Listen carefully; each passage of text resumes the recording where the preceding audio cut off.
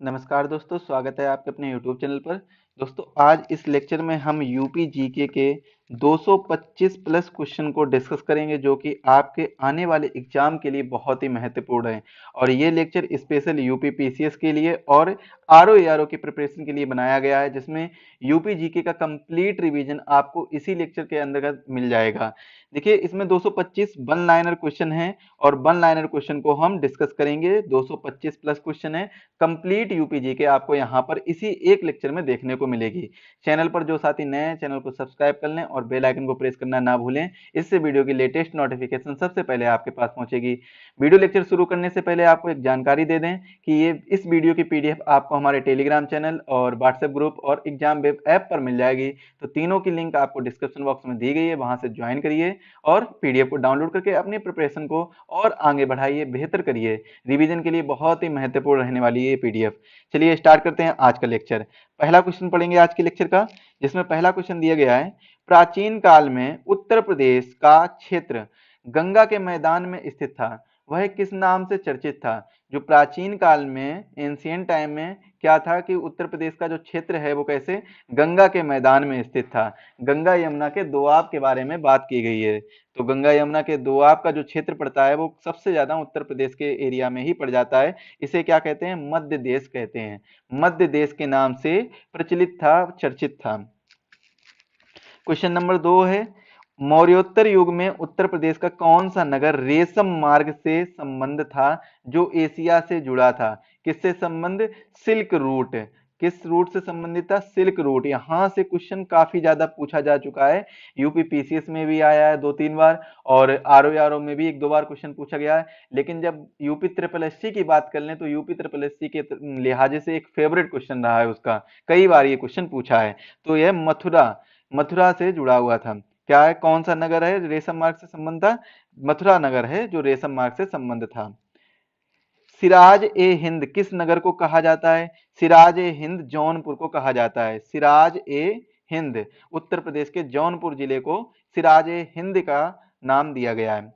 राजा अकबर के दरबारी बीरबल का संबंध किस स्थल से था? तो ये कालपी से संबंधित थे। कालपी उत्तर प्रदेश में पड़ता है, कालपी। तो कालपी से संबंधित कौन थे? जो अकबर के दरबारी थे। और अकबर के दरबार में एक नवरत्न हुआ करते थे, नवरत्न में से एक थे बीरबल। तो वो कहां से? कालपी से संबंधित थे। 10 मई 1857 ईस्वी को भारत के महान विद्रोह का प्रारंभ विस्फोट हुआ था। प्रारंभिक विस्फोट कहां से हुआ था? उत्तर प्रदेश के मेरठ से हुआ था। मेरठ छावनी से इसका प्रारंभ माना जाता है। 1800 अब जो उत्तर प्रदेश के मेरठ में इसका जब प्रारंभ हुआ था तो इसके लिए भी एक बड़ी कहानी थी। बड़ी कहानी क्या है? बड़ी कहानी ये है कि एक बैरकपुर छावनी थी, जो कि आपको कोलकाता में, आप पश्चिम बंगाल के लीजिए, पश्चिम बंगाल में देखने को मिलती थी। तो पश्चिम बंगाल में मंगल पांडे नाम के एक सैनिक मंगल पांडे नाम के सैनिक थे। जब उनको ये खबर मिली कि जो कारतूस वगैरह हैं उसमें सुअर और गाय की चर्बी यूज की जा रही है, तो उन्होंने उसका विद्रोह किया और इसलिए उनको पकड़ लिया गया और उन्हें फांसी की सजा सुनाई जाती है। उनको उनके पकड़े जाने की वजह से जो मेरठ छावनी में जितने भी सैनिक थे उन्होंने इस चीज का विद्रोह किया था।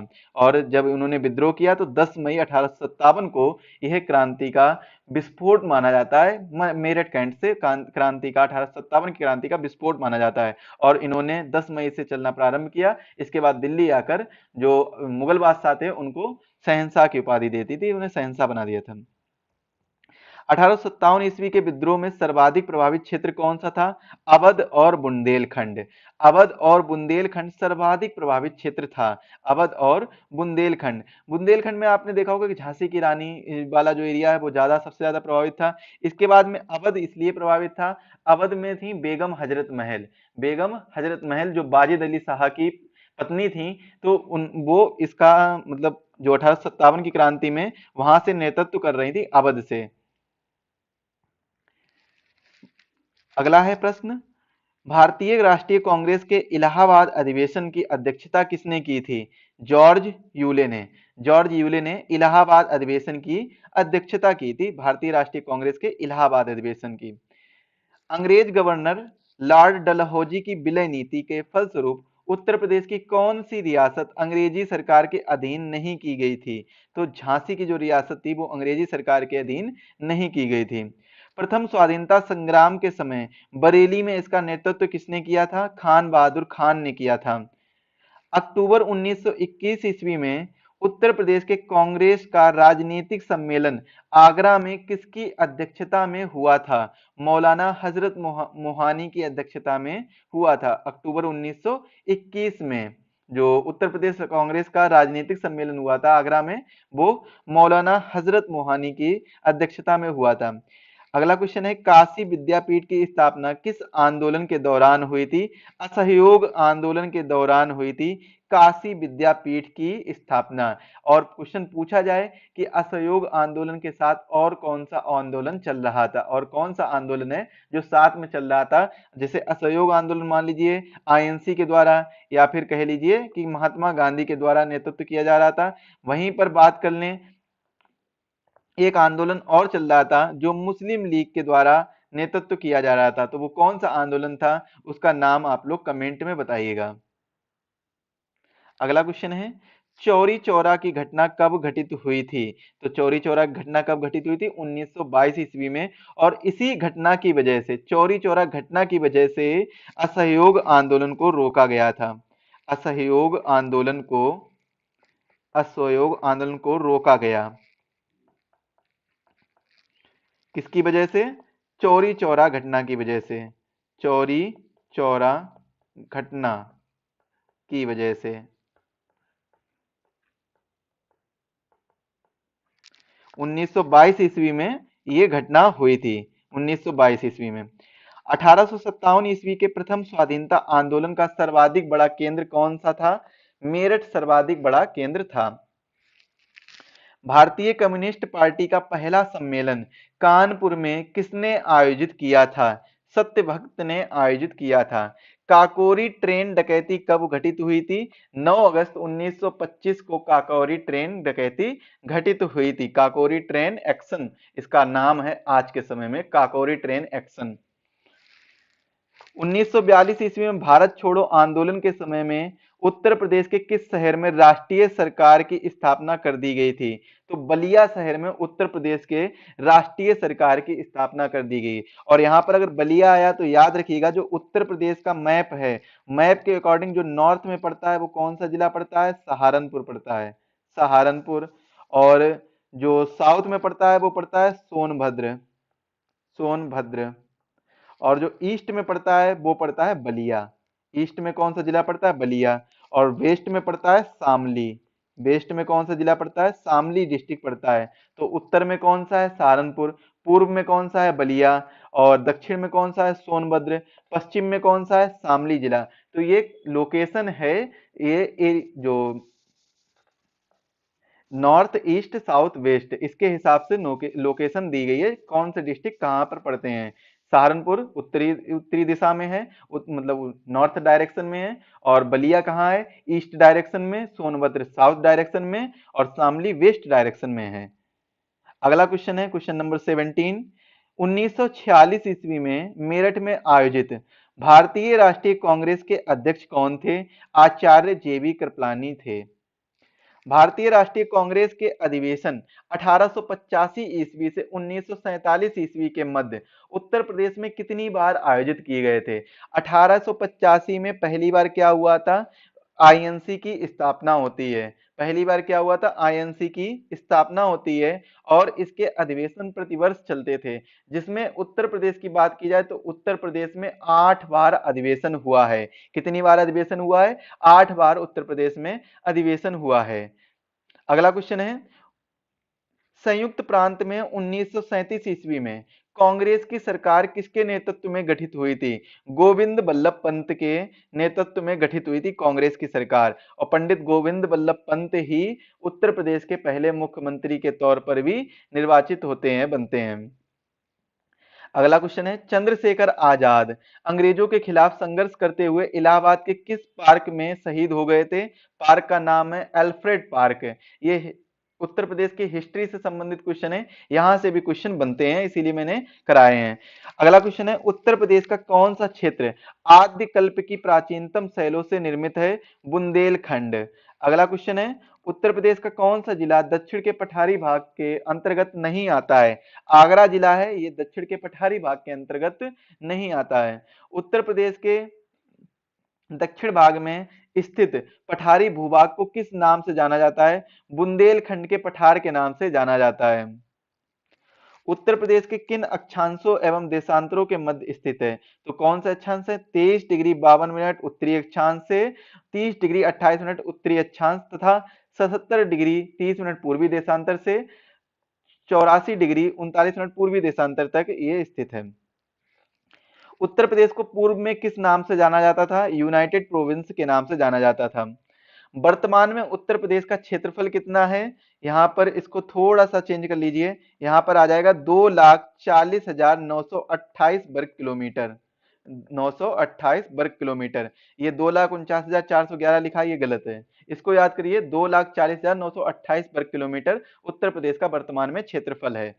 उत्तर प्रदेश को भारत के कितने राज्यों की सीमाएं स्पर्श करती हैं? तो भारत के 8 राज्यों की सीमाएं स्पर्श करती हैं। उत्तर प्रदेश के भारत के 8 राज्यों की सीमाएं स्पर्श करती हैं। वहीं सबसे ज्यादा की बात की जाए तो मध्य प्रदेश ऐसा राज्य है जिसमें उत्तर प्रदेश के 11 जिला सीमा स्पर्श करते हैं। 11 जिला मध्य प्रदेश के साथ सीमा साझा करते हैं। ये एक फैक्ट है, इसको याद कर लीजिए, यहां से क्वेश्चन बन सकता है। और टोटल की बात की जाए, उत्तर प्रदेश भारत के कितने राज्यों की सीमा स्पर्श करती है? 8 राज्यों की सीमा स्पर्श करती है। और एक फॉरेन कंट्री है, या फिर कह लीजिए एक कंट्री है, वो कौन सी है? नेपाल। एक कंट्री कौन सी है? नेपाल, जो उत्तर प्रदेश के साथ सीमा साझा करती है।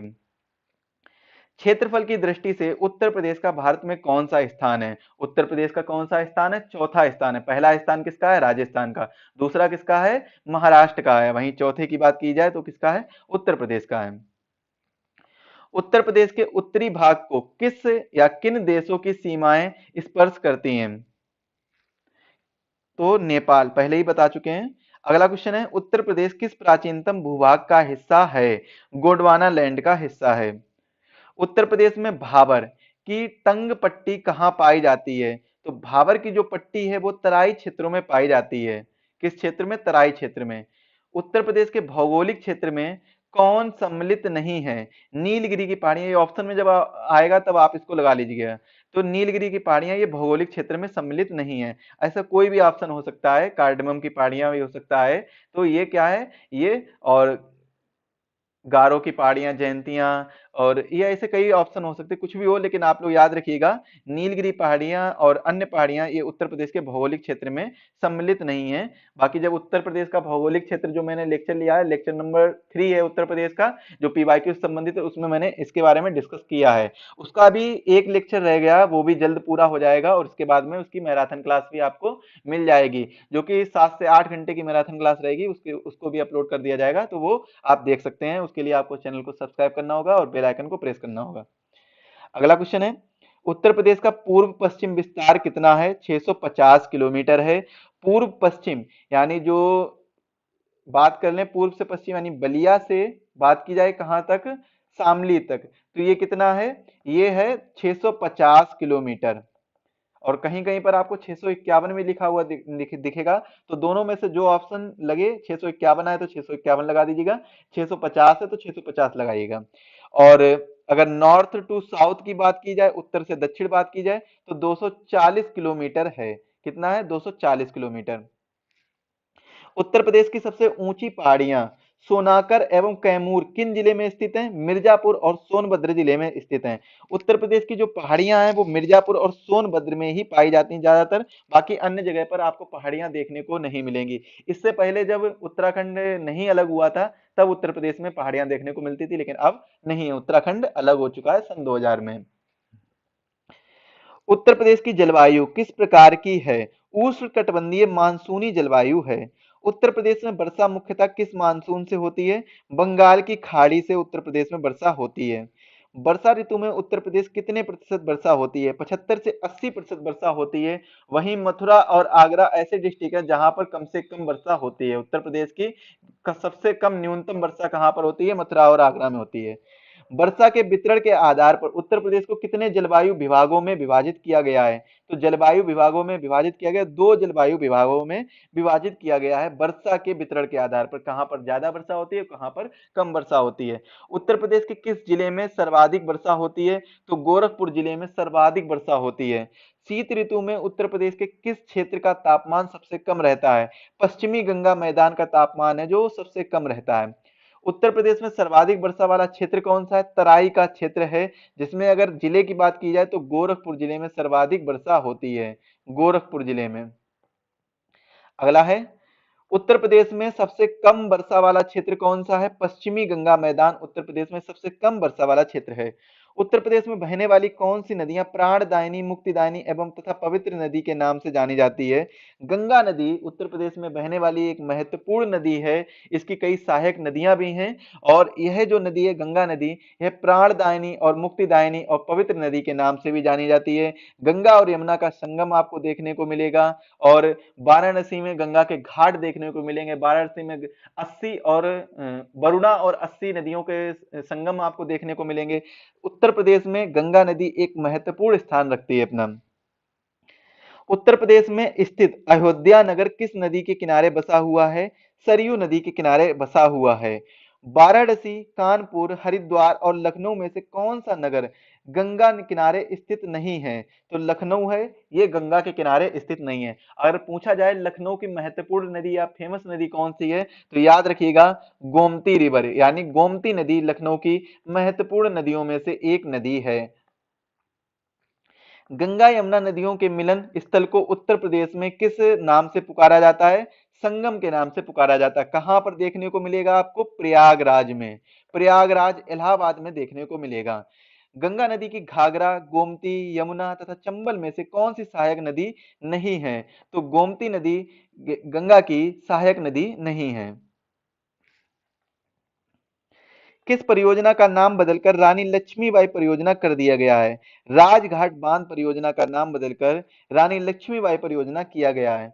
उत्तर प्रदेश में बहने वाली पवित्र नदी गंगा नदी, गंगा किन नदियों के मिलन से बनी है? गंगा अलकनंदा और भागीरथी के मिलन से बनी है।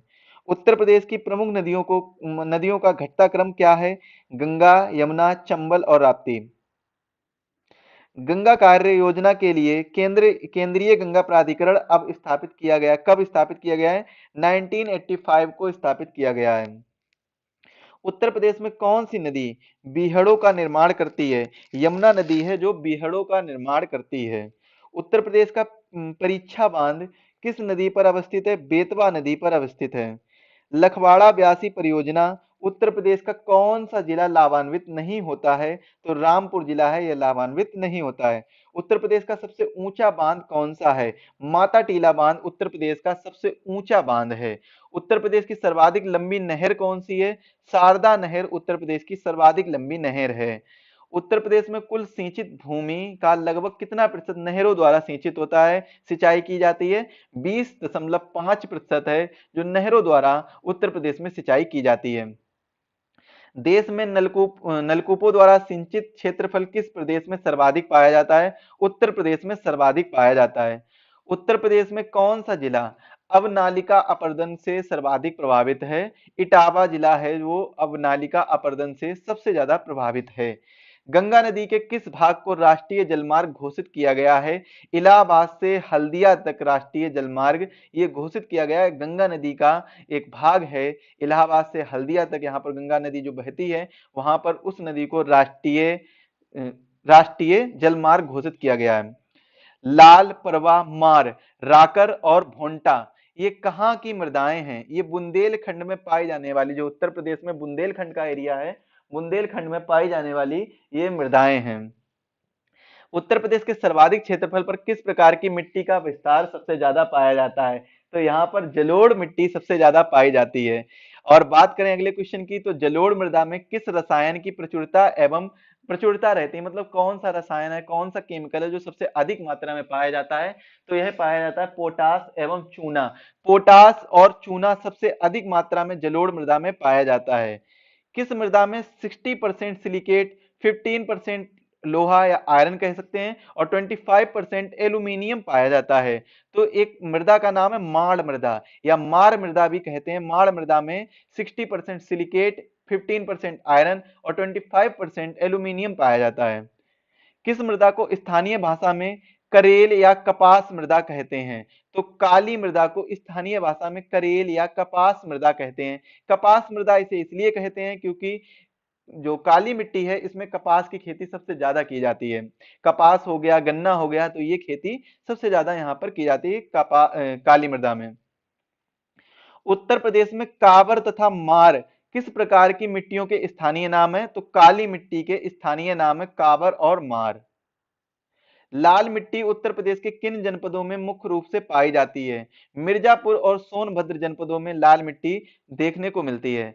राकड़ मिट्टी उत्तर प्रदेश में कहां पाई जाती है? पर्वतीय एवं पठारी ढालों पर पाई जाती है। जितने भी मैं क्वेश्चन करा रहा हूं सीरियल वाइज एकदम चैप्टर वाइज क्वेश्चन है जो डिजाइन किए गए हैं। आपको 225 प्लस क्वेश्चन मिलेंगे देखने को इस लेक्चर सीरीज के अंतर्गत, और इसकी पीडीएफ डाउनलोड करना बिल्कुल ना भूलिए। पीडीएफ की लिंक टेलीग्राम पर दी गई है, तो वहां पर आप लोग डाउनलोड कर सकते हैं। उत्तर प्रदेश के तराई क्षेत्र में किस प्रकार की वनस्पति मिलती है? तो शुष्क वर्णपाती वनस्पति मिलती है तराई क्षेत्र में। जिला पंचायतों एवं नगर निगमों के नियंत्रण में रहने वाले वन कहलाते हैं सामुदायिक वन कहलाते हैं। देवदार, स्प्रूस और ओक के वृक्ष उत्तर प्रदेश के किस वन प्रदेश में पाए जाते हैं? ये पाए जाते हैं समशीतोष्ण वन प्रदेश में पाए जाते हैं। उत्तर प्रदेश में लागू स्मृति वन योजना का संबंध किससे है? अपने प्रियजनों की स्मृति में वृक्षारोपण से संबंध है। उत्तर प्रदेश वन निगम स्थापित किया गया है 25 नवंबर 1974 को। उत्तर प्रदेश के कुल क्षेत्रफल में कितने प्रतिशत भूभाग पर वन क्षेत्र स्थापित है? 6.88% भूभाग पर जो क्या है वन क्षेत्र स्थापित है।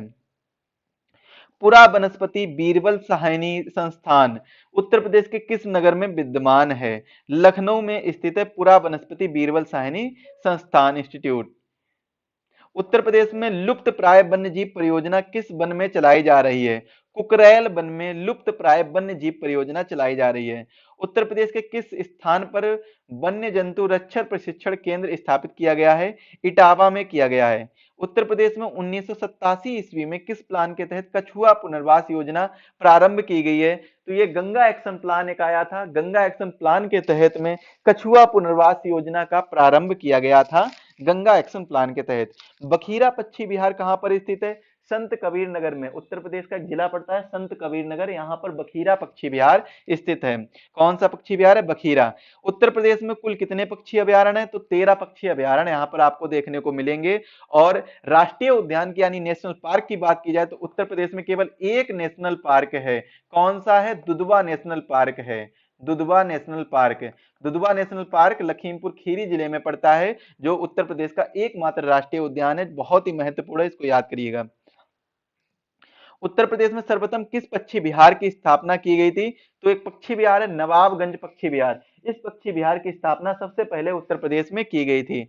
और उत्तर प्रदेश के अगर सबसे छोटा पक्षी विहार की बात की जाए कि कौन सा पक्षी विहार सबसे छोटा पक्षी विहार है, तो कछुआ वन्यजीव विहार उत्तर प्रदेश का सबसे छोटा पक्षी विहार है। और हिंदुस्तान एल्यूमिनियम कारपोरेशन द्वारा एल्यूमिनियम कारखाना कहां पर स्थापित किया गया था?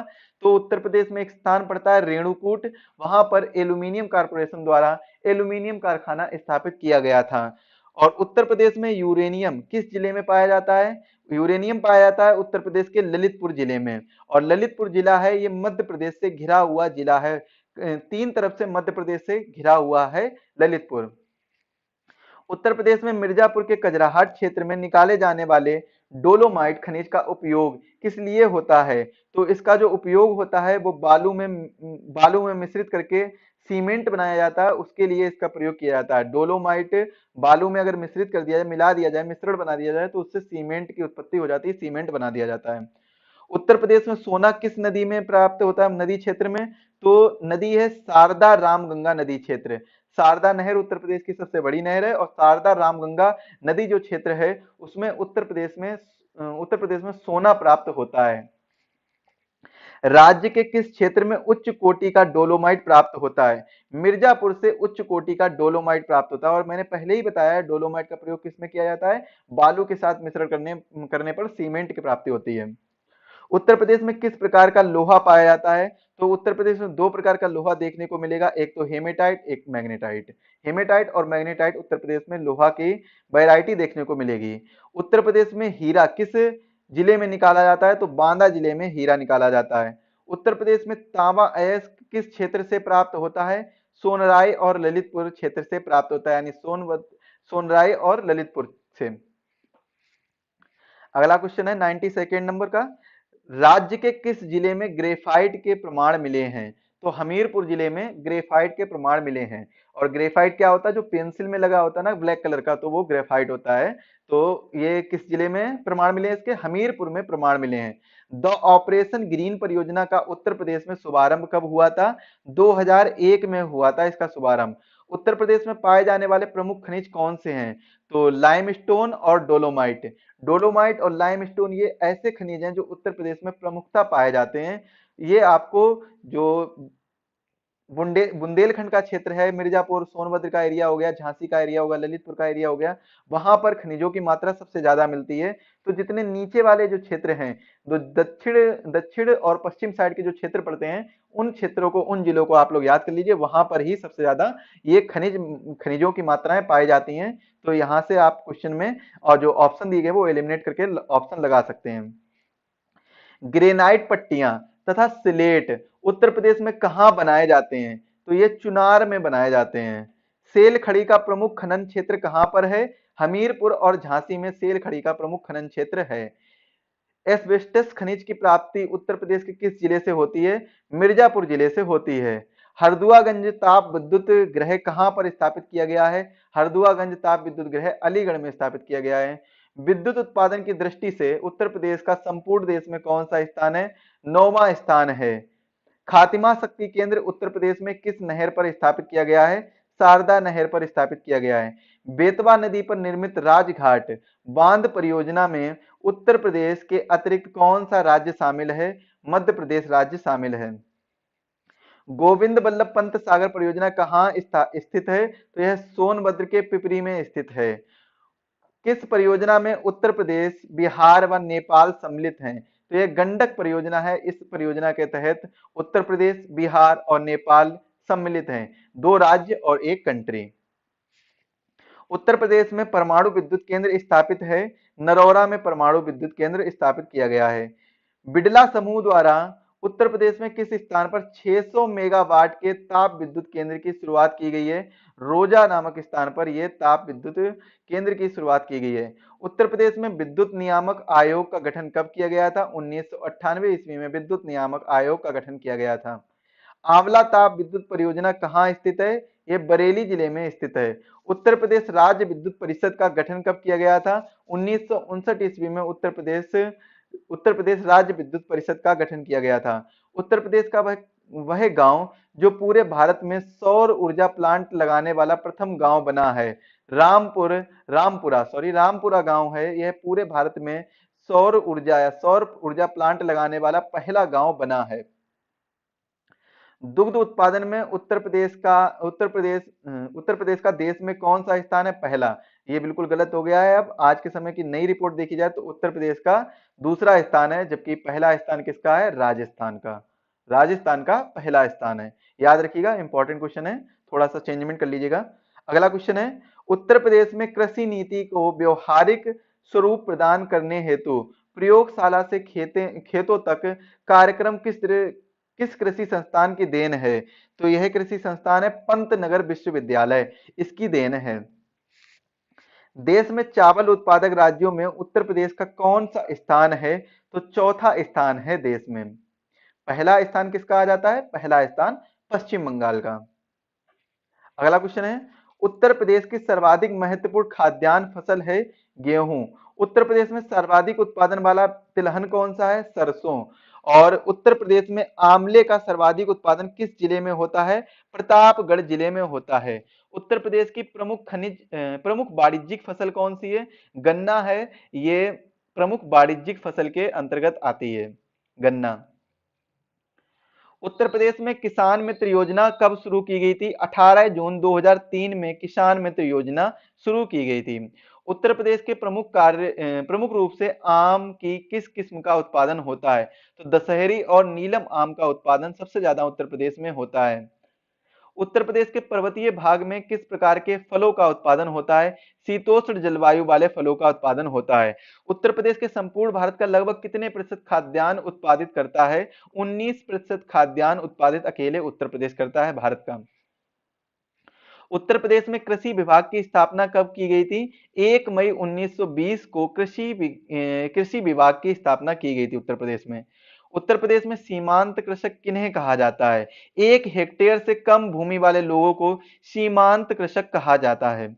उत्तर प्रदेश में पान अनुसंधान एवं प्रशिक्षण केंद्र कहाँ स्थित है? महोबा जिले में स्थित है। उत्तर प्रदेश में कृषि सुधार संबंधित किसान हित योजना कब शुरू की गई थी? सन 2007 से 8 के बीच में शुरू की गई थी। उत्तर प्रदेश में तेल शोधन कारखाना किस स्थान पर स्थित है? तो यह मथुरा स्थान पर स्थित है। उत्तर प्रदेश में डीजल लोकोमोटिव फैक्ट्री किस स्थान पर स्थित है? वाराणसी में स्थित है।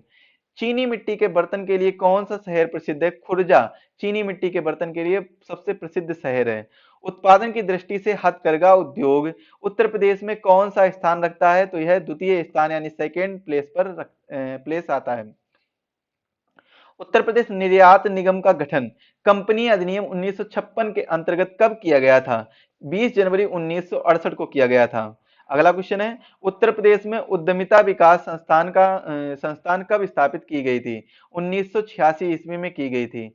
उत्तर प्रदेश में मिट्टी के खिलौने का उद्योग केंद्रित है। मेरठ में सबसे ज्यादा उत्तर प्रदेश के मिट्टी के खिलौने पाए जाते हैं। उत्तर प्रदेश में किस स्थान पर रेशमी साड़ियां बनाई जाती हैं? वाराणसी स्थान पर रेशमी साड़ियां बनाई जाती हैं। उत्तर प्रदेश में एल्यूमिनियम उद्योग का विकास किस जिले में हुआ है?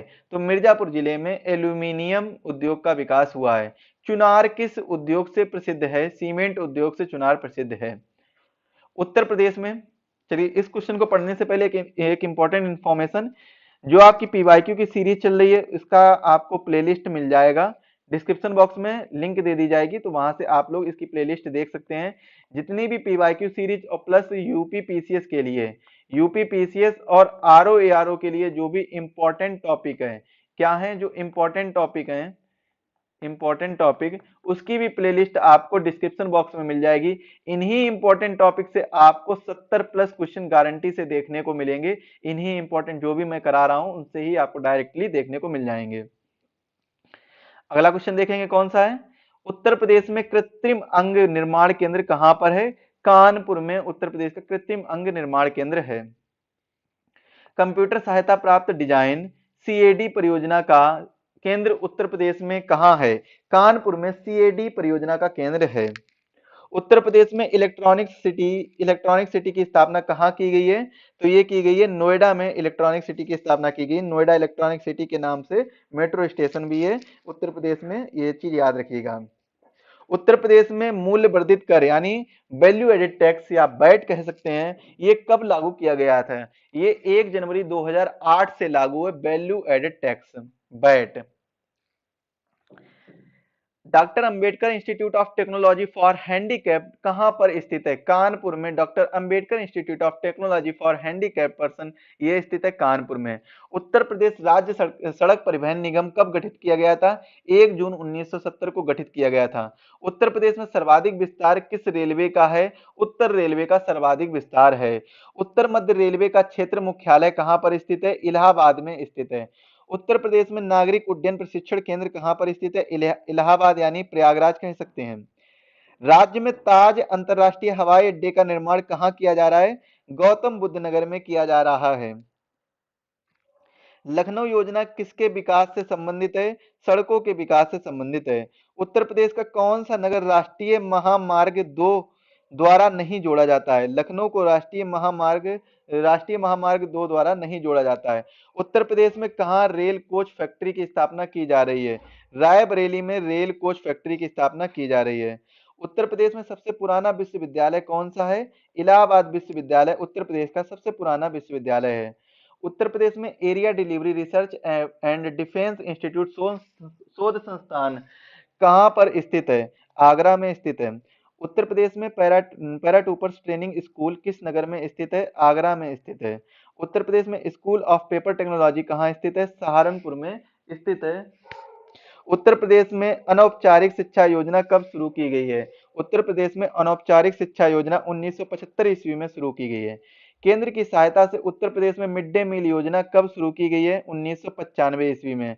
उत्तर प्रदेश शैक्षणिक अनुसंधान एवं विकास परिषद की स्थापना कब की गई थी? 1981 ईस्वी में। उत्तर प्रदेश में उर्दू प्रशिक्षण एवं अनुसंधान केंद्र कहाँ अवस्थित है? लखनऊ में अवस्थित है। उत्तर प्रदेश में प्रौढ़ शिक्षा की अलग से व्यवस्था कब की गई है? 1982 ईस्वी में। 1982 ईस्वी में उत्तर प्रदेश में प्रौढ़ शिक्षा की अलग से व्यवस्था की गई है। उत्तर प्रदेश का एकमात्र मुक्त विश्वविद्यालय कौन सा है? राजर्षि टंडन विश्वविद्यालय एकमात्र मुक्त विश्वविद्यालय है। भारतीय भाषाओं के संरक्षण एवं विकास हेतु हिंदुस्तानी अकादमी कहाँ स्थित है? इलाहाबाद में स्थित है। कल्प योजना किससे संबंधित है? प्राथमिक शिक्षा से संबंधित है। उत्तर प्रदेश में प्रथम विकलांग विश्वविद्यालय कहाँ स्थित किया गया था? चित्रकूट में स्थित किया गया है।